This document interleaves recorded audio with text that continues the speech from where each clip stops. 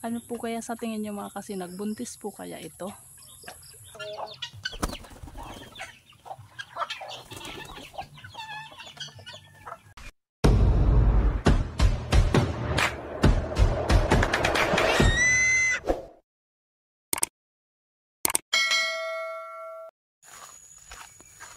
Good morning mga kasinag. Time check 8:06 ng umaga. Samahan nyo nga pala kami ni Chloe, ni Bunchoy. Ayan si Bunchoy. Pupunta kami sa proper kasi may duty ako. Umalis kami sa bahay 7:45. Nagpakain muna ako ng mga alaga nating hayop at nagsampay ng ating mga nilabhan kagabi. Ayan. Sobrang putik ng daanan ngayon mga kasinag. Bibi, kaya nga ni Bibi.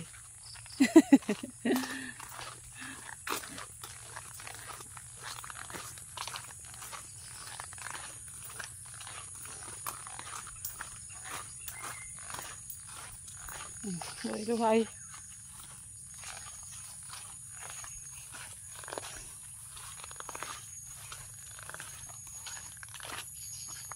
Ang naiwan sa bahay yung dalawa kong anak at yung isa kong pamangkin. Yung panganay namin tulog pa. Tapos yung dalawa mag-aalmusal pag alis namin.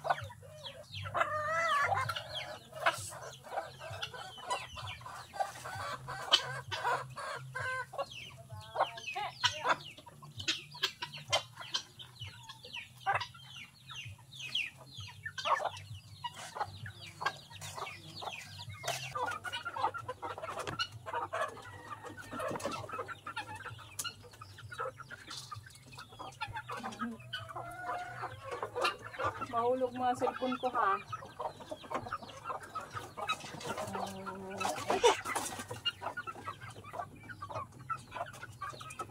Karakunin pa kami baho.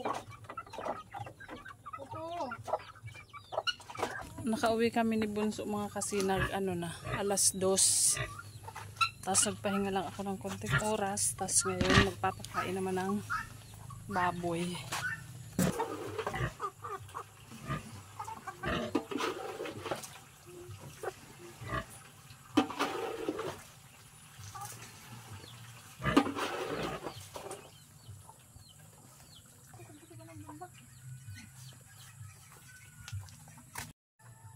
Nakasunod pa yung dalawang pabo. Ayan, kapag magpapakain ako mga kasinag ng baboy, lagi silang nakasunod. Kahit gabi na. Sila ang lagi kong kasama pag magpapakain ako ng baboy. Ayan, siya nga pala, yan si Tuki. Sinira na yung kulungan.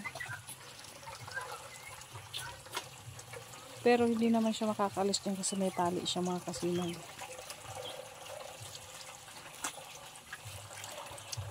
Ayan, tapos na tayo dito sa ating barakong baboy.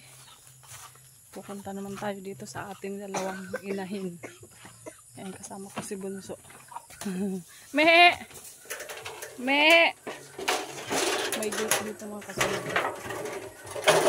Para yung kambing namin hindi siya makakapunta din sa kabila. Kasi kapag nakakatawid siya doon, minsan kinakain niya yung mga tanim. Buti dito puro na lang mga damo. Kumusta me?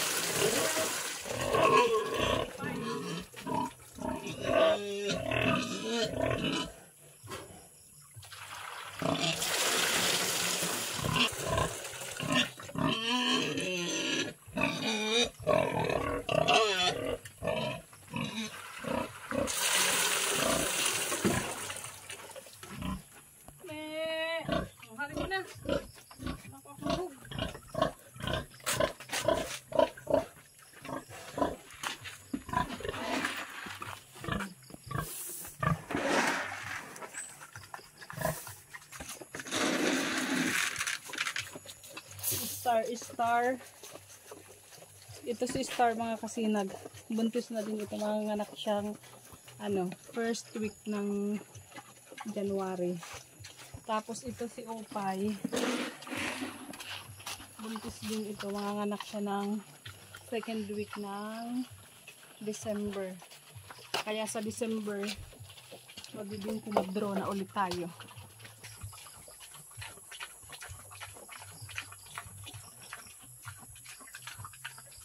Parang magabi. Salit-salit punta kaya.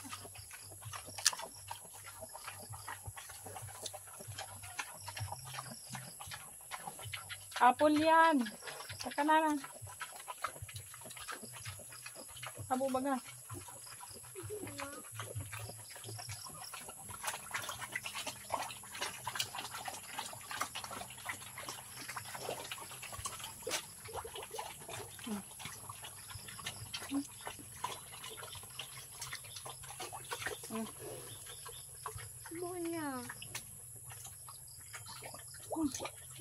Abo mong apple?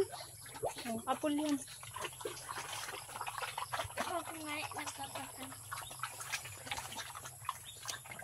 Tingnan nyo mga kasinag ang kambing namin. Hindi ko alam kung buntis siya. Pero kahit gutom yan, malaki pa rin ang tiyan niya. Tapos yung didi niya, tingnan nyo. Ano po kaya sa tingin nyo mga kasinag? Buntis po kaya ito? Sana buntis para dumami ang ating kambing.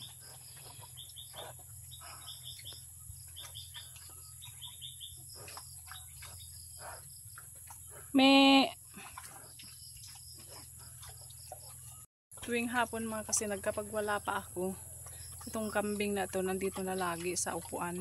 Hinihintay yung pagdating ko. Tapos pagkatapos ko magpakain ng mga baboy dito, dadalhin ko na siya dun sa kabilang kulungan namin. Dun sa may kulungan dati ng mga baboy sa kabila.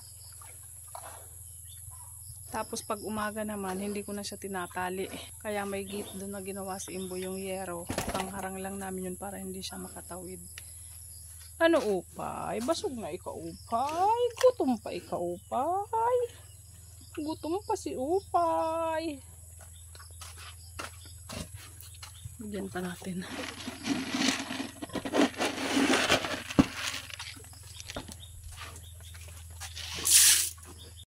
Tapos na tayo magpakain ng ating mga alagang hayop. Uuwi na tayo.